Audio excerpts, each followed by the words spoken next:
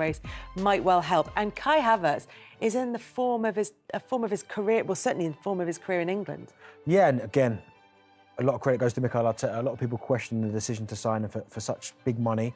But he's coming good. I mean, you see he's a good football player. It was weird you play him. I quite like him when he plays false nine. I think at the minute I'd rather have him than Gabriel Jesus down the middle. But you always know what you're going to get from him. He's always there or thereabouts. He's better in the air than people give him credit for. And even if he doesn't score, he usually gets the first credit. He's always there or thereabouts. But fair play to him. Took a lot of criticism over the years, but he's starting to come good. And again, good player that can play a number of positions. Yeah, he's always been better than maybe his reputation from his time at Chelsea suggests. Are we starting to see that now at Arsenal?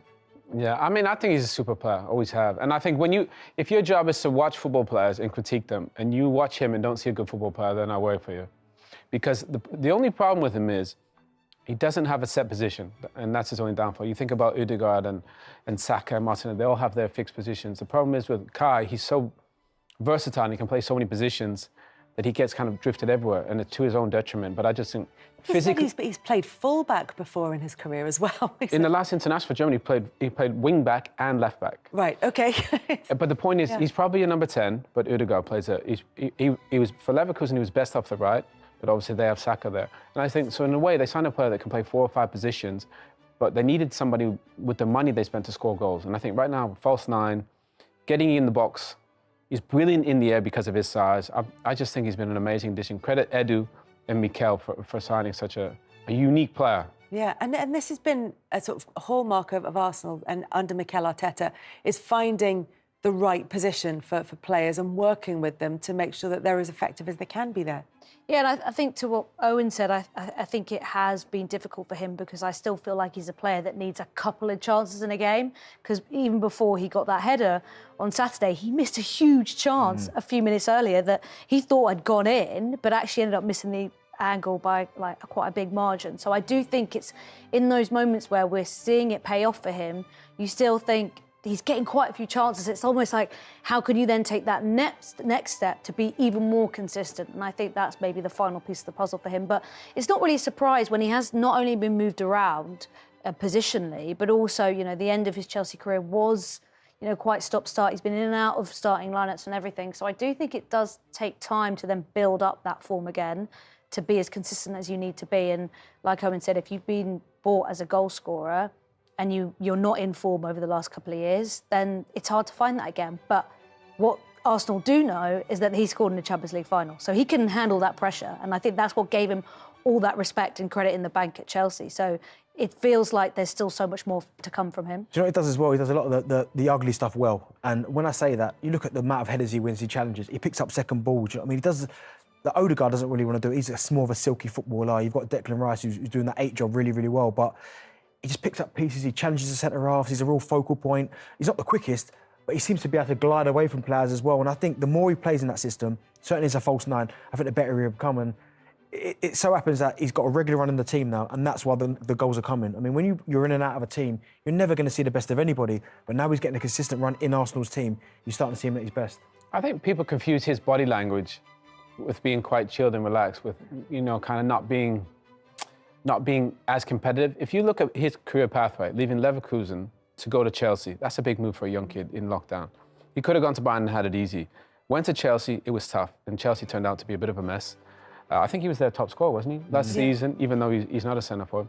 And then he makes an even tougher move, I think, to go across to Arsenal. That tells you all you need to know, I think, about him. Forget his body language. He makes big decisions for a young kid, and I think that is, brave decisions, which I think are quite rare for somebody at that age. Yeah, question of body language. It's easier to say it than show it, maybe. But in terms of body language, I think it's a really interesting one, because I think so many players are criticised for having poor body language. I wonder if it's a product of that sort of intense pressing that has come in and out of fashion in football, and if that's seen as being a player who's got good body language, if you're constantly running and constantly on the go, and maybe a player who thinks a bit more is seen as being a bit more laid back and maybe not caring as much at times. But I think Özil had that body language which you either loved or you hated. And I think the modern coach probably didn't love it because it didn't look like he was running as much. I think if you look at the stats for Kai, he's always running. Whether he's always tackling. Bent makes a great point about winning second balls. I think people criticise him maybe the way he looks or lots of different things. But actually, if you look at the way Kai plays and his numbers, there's nothing timid about him. Yeah. I think the decision making has been another thing that he's had to learn as he's got more experience and got older. And I think when he first started playing for Arsenal this season, fans were a little bit frustrated about some of the decisions he was making in games and the opportunities he was missing as a result of that. And I do think part of that's being in a new team, understanding your teammates, understanding what they want from you. It's not been easy with the fact that Jesus hasn't really been around. So how do you build relationships with players? And the pressure is there. But I think the fact that Arsenal need him in this run-in, which is a point in the season that they struggled last year, that's also an opportunity that he can then grab and really establish himself as a key part. Do you know what as well? It's about being in a stable environment. Chelsea, as you said there, it was a bit of a mess. I know it was good at first. Thomas Tuchel came in, but towards the end, it was a mess. You didn't know who was in charge, what was going on. He's gone to Arsenal, which is stable. Mikel Arteta looks like he's going to be there for a long time. He probably feels more relaxed in himself. He probably feels more settled.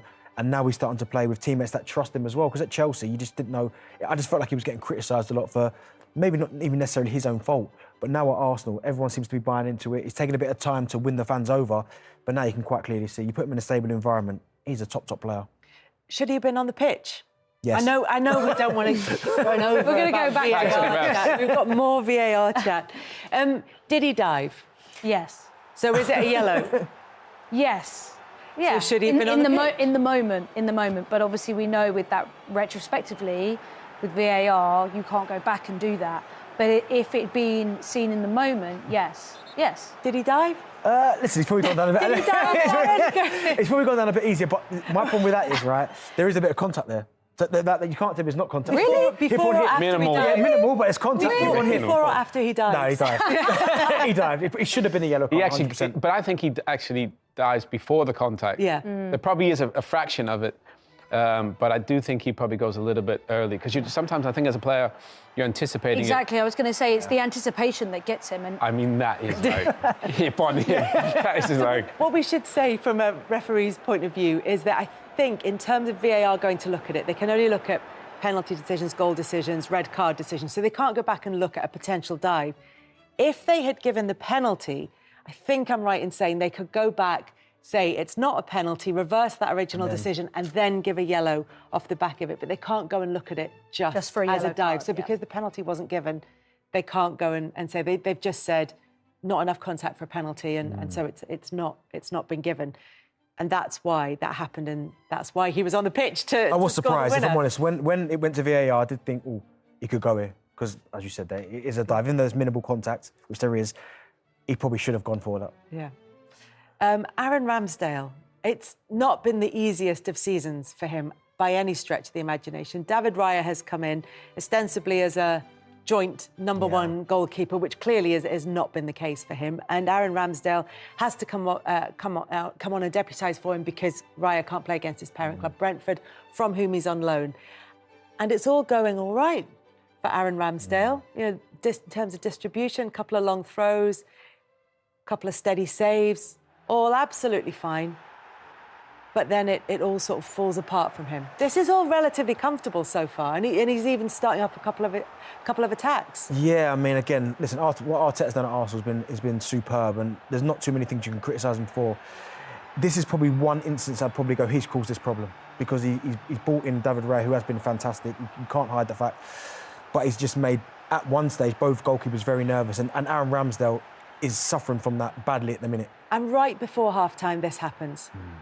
Oh, so unlucky. Yeah. Nobody wants... you just feel for Ramsdale because he was so brilliant last year.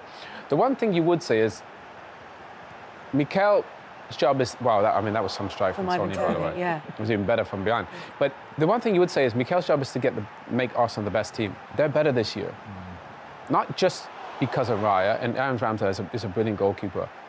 From where Mikel wants to go, he wants the goalkeeper to play a certain way, like David Raya, be a little bit better with his feet.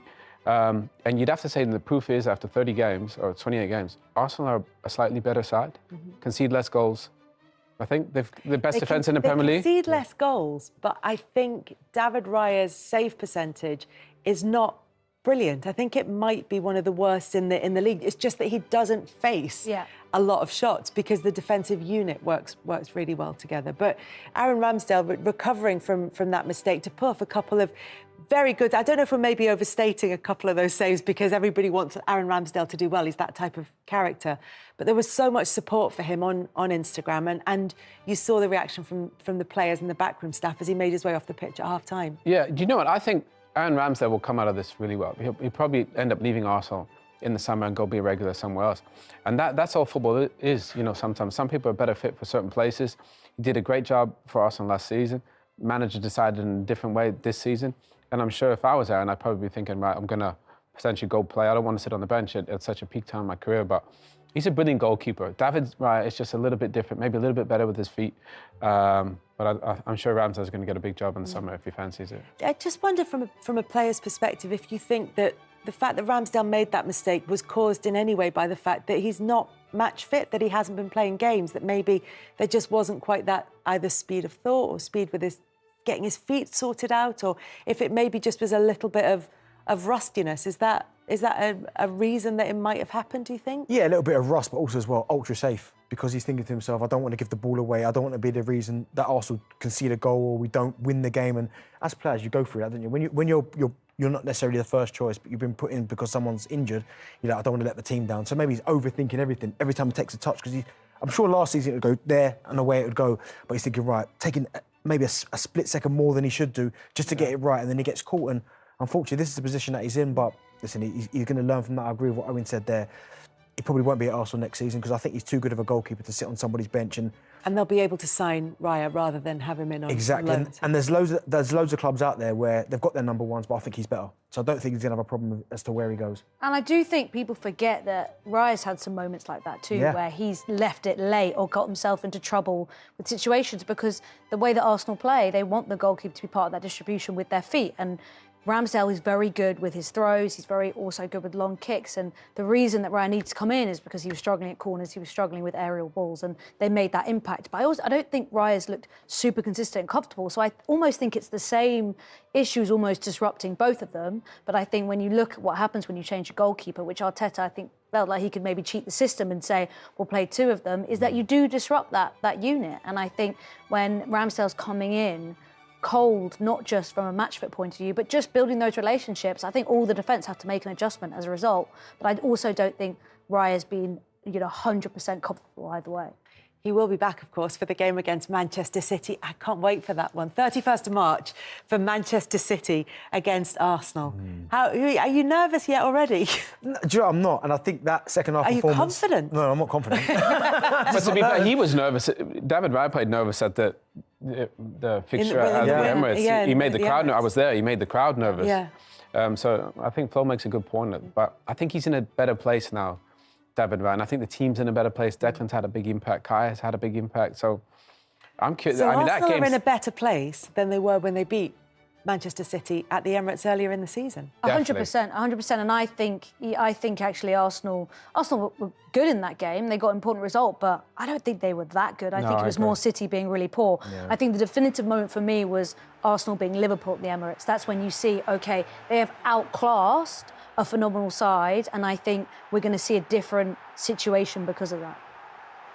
Agreed. I was so sure what Flo was saying there. But no, yes. You were not. You were watching the goals. It's going to be a completely different game that we expect at the Emirates. But Arsenal, I think, as you said, that period of the season, even though Arsenal were getting results, they weren't necessarily playing as well as they're playing now. So I think Declan Rice has come on leaps and bounds. Jorginho has been put back into a situation where I thought at one stage maybe his time has come to an end. He's started to control games. You've got Thomas Partey coming back.